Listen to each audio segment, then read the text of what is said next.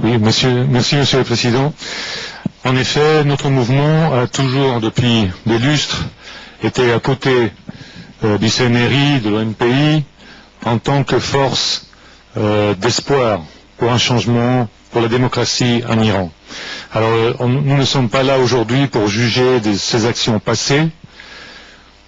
Nous sommes ici pour défendre le droit international, pour défendre 3400 personnes civiles, désarmées, qui se trouvent confinées dans un camp sous la menace du gouvernement irakien.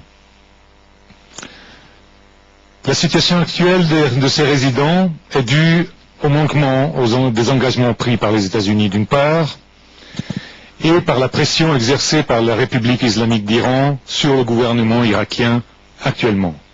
Il appartient donc à toute la communauté internationale aujourd'hui de se mobiliser pour protéger ces 3400 civils.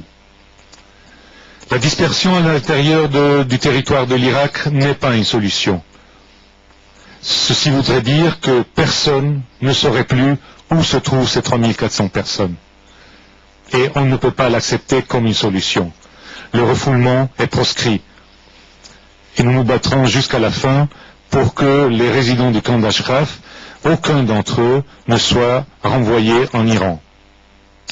Nous avons envoyé un appel à la haut-commissaire aux droits de l'homme, qui en avril dernier déjà, suite à l'attaque du camp, avait souligné la nécessité d'une enquête transparente, neutre et complète. Mais personne ne mène cette enquête.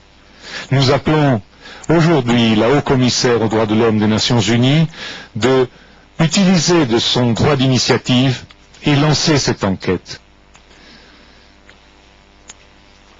Il faut enfin que le Haut-Commissariat aux réfugiés puisse faire son travail. Le 13 septembre dernier, il a officiellement annoncé qu'il considérait les habitants d'Ashraf des demandeurs d'asile. Les procédures peuvent être mises en place immédiatement, aujourd'hui, demain. S'il y a blocage, il vient encore une fois du gouvernement irakien. Et il faut que ce blocage saute.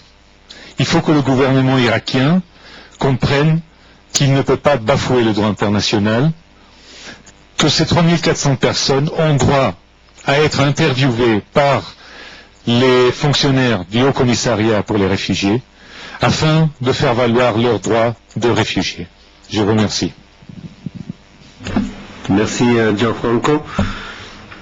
Nous arrivons à la fin de cette session.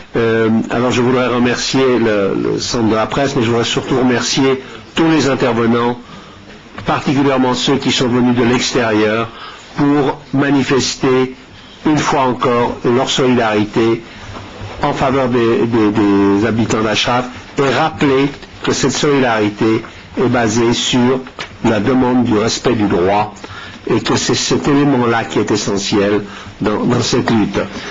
Et nous souhaitons que, dans la mesure du possible, chacun se joigne pour rejoindre le reste de ce groupe qui, depuis 200 jours, tente de se faire entendre par les Nations Unies. Merci à tous.